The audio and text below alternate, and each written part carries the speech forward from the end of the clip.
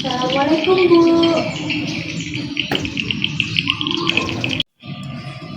Waalaikumsalam, silakan masuk Mbak.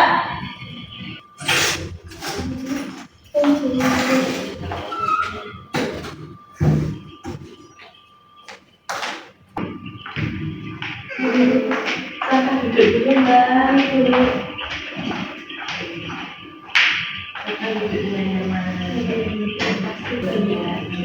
Ini benar Mbak Najwa ya? Iya Bu, benar. Yang kemarin yang udah menghubungi Ibu ya yang bertemu hari ini. Iya Bu. Oke, gimana kabarnya Mbak Najwa? Alhamdulillah baik. Alhamdulillah. Nah, gimana tadi perjalanannya ke sini?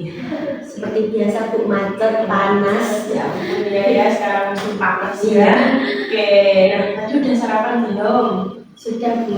Ya, alhamdulillah sudah. Tadi sebelum kesini ada kegiatan apa kira-kira? Ada kegiatan yang sedikit agak menguras tenaga ya Bu ya. Seperti nyapu, ngepel gitu. Ya, seperti biasa ya. Oke. Dan terima kasih ya buat Mbak Najwa udah menyempatkan waktu kesini untuk bertemu Ibu. Nah, Mbak Najwa sudah paham kan ya kesini mau ngapain? Oke, sudah paham. Nah, kita langsung saja ya sebelum kita mulai ke tahap inti, baiknya kita berdoa terlebih dahulu supaya kegiatan kita berjalan lancar. Oke, berdoa dimulai. Doa selesai. Nah, terima kasih ya kemarin sudah menghubungi Ibu dan sekarang Ibu menjelaskan beberapa hal terlebih dahulu. Nah, karena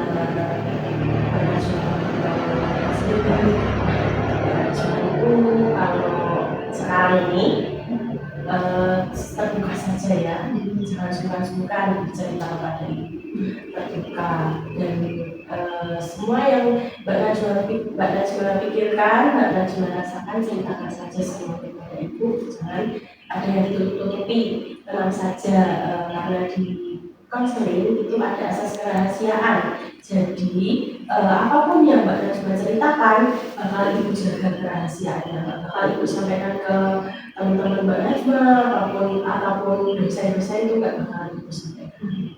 Paham Mbak? Paham Bu. Oke, nah sebelum ke tahap inti kita perjanjian kontrak waktu dulu ya Mbak. Nah, konseling ini biasanya berjalan selama 30 menit.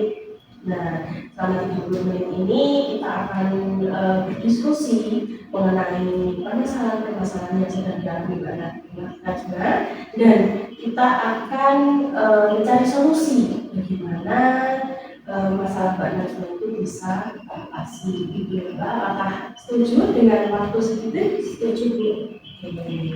Baik, sekarang kita mulai ya. Sekarang Ibu mau Mbak Najwa cerita apa sih yang dialami Mbak Najwa selama ini?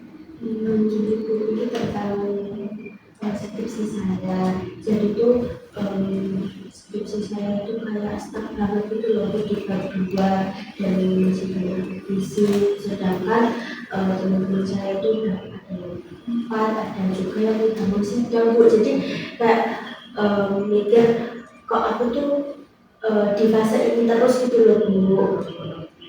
Jadi Mbak Najwa itu saya katakan sering jeda gitu ya Mbak. Oke, nah kalau boleh tahu mudah-mudahan yang Mbak Najwa itu lakukan itu biasanya skenario-nya gimana? Mungkin yang Mbak Najwa rasakan akhir-akhir ini. Contohnya tadi malam itu kan saya niatnya mau jam 8 skripsi ya Bu. Tapi ini udah ada niatan dan jam 8 malam itu saya udah buka laptop, udah buka Word, udah buka semua dokumen-dokumen yang mau saya kerjakan skripsinya, tapi kok pusing gitu loh Bu, udah buka laptopnya udah pusing, terus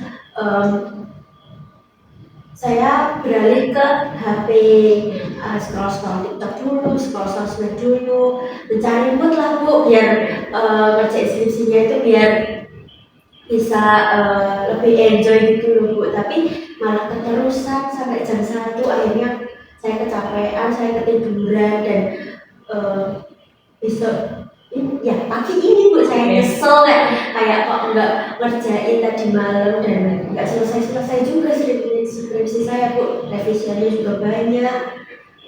Ampun. Jadi siklusnya gini ya Mbak Najma itu ngerjainnya buka laptop, buka file, males, tapi ujung-ujungnya scroll TikTok gitu ya Mbak. Bener Bang, terus besoknya itu jadi kepikiran ini kapan selesainya, ini kapan revisiannya selesai, kapan mau sidang dan lain sebagainya, dan tertinggal sama teman-teman yang lain juga Bu, kayak teman-teman yang lain juga udah pakai sidang gitu. Jadi Mbak Najwa juga sadar ya kalau scrolling TikTok itu bikin skripsi Mbak Najwa keteteran juga ya.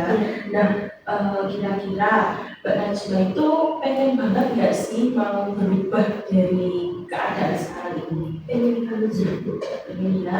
Kira-kira di skala 1 sampai 10 itu kira-kira Mbak Najwa di angka berapa?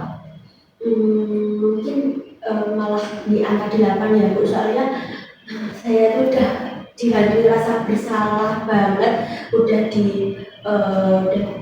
dikejar-kejar dosen juga, udah ditanyain progresi sampai mana, saya itu mau cepet-cepet lulus gitu loh Bu. Terus ya Mbak, skala itu tinggi banget loh ya. Nah, Mbak Najma kan pengen berubah ya. Nah, sekarang kita menggunakan pendekatan self management ya Mbak. Nanti Mbak Najma bikin action plan.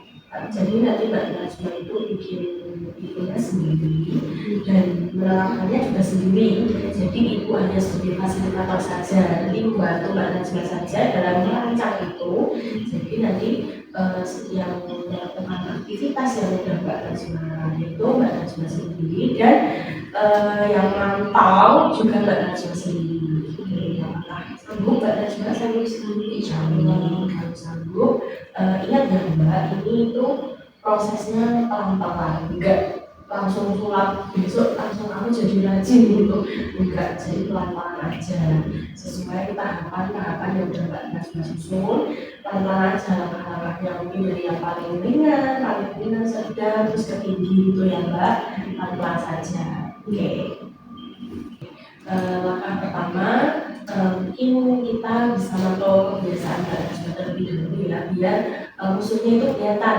Jadi ibu minta seminggu ke depan Mbak Najma itu mencatat apapun itu godaan yang muncul ketika Mbak Najma mau melaksanakan skripsi lagi. Nah, contohnya yang sederhana saja, misalnya jam berapa saya biasanya tergoda, pemicunya apa gitu ya Mbak. Nah, itu bisa dicatat di kertas. Jadi biar Mbak Najma tahu, oh ternyata saya biasanya tergodanya itu karena apa ya, atau jam berapa gitu ya Mbak. Berarti sekecil apapun gangguannya itu dicatat ya Bu?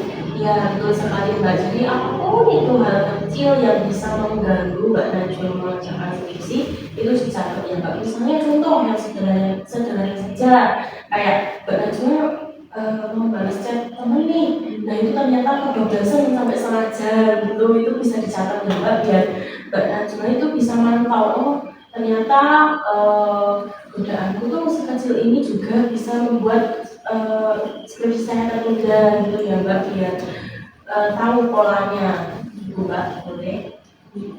Oke, sekarang kita buat target mingguan ya Mbak. sehari itu nggak usah muluk-muluk, jangan sampai kayak kepikiran seminggu ini nyelesain bab 1 sampai bab 3, itu jangan ya Mbak, yang sederhana saja. Nanti malah efeknya Mbak Najwa sendiri, nanti Mbak Najwa bisa merasa tertekan, bahkan sampai stres gitu ya Mbak. Nah, mungkin itu bertanya realistisnya sekarang Mbak Najwa gimana?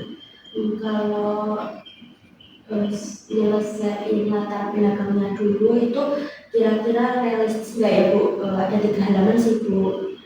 Oke, sangat realistis sih Mbak. Coba kira-kira Mbak Najwa mau nyelesain latar belakang tadi, 3 halaman tadi kapan? Mungkin di hari Senin sampai Kamis itu di jam 7 habis Isya sampai jam 8 sampai jam kerja itu cukup sih Bu. Ada 3 halaman kayaknya cukup. Kalau nggak keteteran ya Bu ya.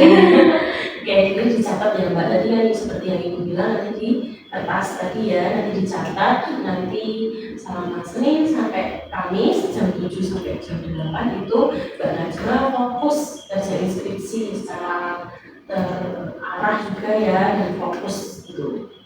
Oke.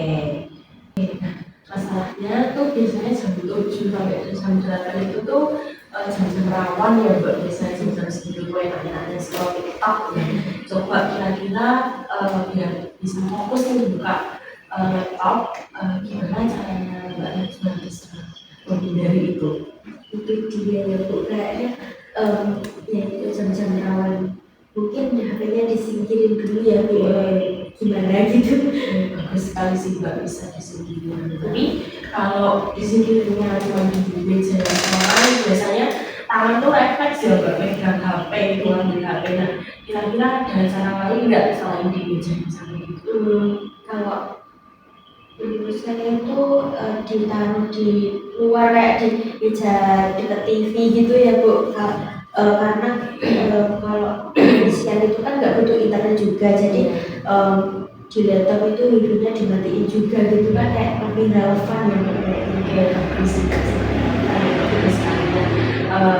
Boleh ya, nanti kan HP-nya disingkirin di meja TV kan juga di depan, nggak di kamar ya. Biasanya juga dari kamar ke ruangan itu juga males ya ngambil HP ke sana dengan banyak langkah, itu males ya. Kalau itu bisa diterapkan nanti ketika jam segitu Mbak Najwa mau fokus kerjain skripsi, HP-nya disingkirin dulu. Kalau Mbak di dekat TV atau gimana gitu yang lebih jauh gitu biar bisa fokus ya Mbak. Oke, bagus sekali. Apa itu solusinya dari Mbak Najwa? Oke. Terakhir nih Mbak, seru banget nih. Kira-kira misal ya kalau 1 jam tadi Mbak Najwa berhasil fokus kerjain skripsi. Nah, kira-kira Mbak Najwa mau ngasih hadiah apa nih buat Mbak Najwa sendiri? Nggak usah muluk-muluk sih, nggak usah yang mahal-mahal, yang sederhana saja gitu. Kalau berhasil jam 8 lewat sedikit ya Bu, saya boleh deh order satu porsi sebelah gitu atau kopi kesukaan saya dan nonton drakor 1 episode sih Bu. Bagus. Nah, tapi kalau misalkan tiba-tiba Mbak Najwa ketahuan setengah 8 tiba-tiba scroll HP di kasur, kira-kira gimana? Kalau gagal ya Bu, itu kopi jatah saya seminggu itu harus gimana? Tapi kurang menantang sih ya, kayaknya masih kurang. Coba misal kita sepakati nih, kalau gagal, coba Mbak Najwa selama 24 jam tidak boleh membuka HP, tidak boleh bermain medsos, dan tidak boleh menonton drakor. Kira-kira gimana? Mau berkomitmen nggak? Berat banget ya Bu itu kayaknya, tapi boleh dicoba biar saya lebih kapok ya untuk dan lebih produktif lagi di seharian tanpa medsos, tanpa HP itu, dan lebih ke skripsi gitu loh Bu. Bagus banget. Jadi gitu ya Mbak. kita jalankan komitmen itu. Nanti jika Mbak Najma ketahuan gagal, Mbak Najma benar-benar nggak buka sosmed selama 24 jam dan nggak nonton drakor. Jadi Mbak Najma fokus kerjain skripsi gitu ya Mbak. Oke. Alhamdulillah ya Mbak, kita udah dapat action plan-nya ya hari ini. Nah, sebelum kita akhiri, Ibu mau dengar nih Mbak Najma coba sebutin ulang kira-kira yang mau dilakukan mulai malam ini nih Mbak, kira-kira apa saja ya? Oke, baik Bu. Yang pertama, mungkin saya mulai nyatet di jurnal. Kalau setiap saya ingin menunda itu muncul, untuk menunda ngerjain skripsi itu muncul, saya mulai nyatet.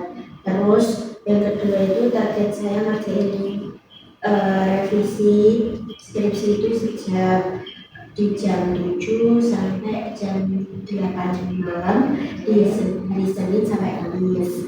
Terus yang ketiga itu pas ngerjain skripsi itu habis saya itu di luar kamar. Terus wifi di laptop saya matiin biar lebih lebih terfokus ke ngerjain skripsinya gitu Bu. Terus yang terakhir kalau berhasil saya boleh jajan dan nonton drakor. Kalau saya gagal ya puasa drakor sama sosmed 24 jam sih Bu. Oke, bagus banget Mbak. Nah, gimana perasaannya setelah kita gali ya Mbak tadi masalahnya dan atur ulang kayak gimana perasaannya? Lebih ke plong banget sih Bu. Perasaan saya tuh yang awalnya kayak benang kusut, terus sekarang lebih jelas dan lebih terarah dan saya sudah tahu apa yang akan saya lakukan nanti malam. Itu senang banget ya mendengarkannya. Nah, rasa malas itu manusiawi Mbak, jadi wajar banget. Nah, tapi kamu tuh punya kendali atas dirimu ya Mbak, punya kendali atas waktu juga. Jadi bukan hanya TikTok buat bikin moodmu baik, tapi percaya, Ibu percaya juga asalkan Mbak Najma jujur, Mbak Najma mau itu ya, mau jujur sama diri sendiri juga. Ketika tadi Mbak Najma gagal, Mbak Najma juga jujur sama diri sendiri. Oke, kalau saya gagal, saya juga siap menerima konsekuensinya. Gitu. Tapi saya Ibu tetap percaya sama Mbak Najma kalau Mbak Najma selama seminggu ini bisa berhasil melakukannya gitu ya Mbak. Siap, saya akan mencoba dan saya akan lebih konsisten lagi Bu ke depannya. Oke, baik. Nanti kita evaluasi bareng ya Mbak. Nah, karena waktu kita sudah habis, ternyata sudah cepat banget ya 30 menit. Nah, nanti kita evaluasi bareng-bareng di pertemuan berikutnya ya Mbak. Nah, kalau kira-kira nih minggu depan kita bertemu lagi di hari yang sama dan di jam yang sama, kira-kira Mbak Najma apakah bisa Bu? Oke, bisa ya.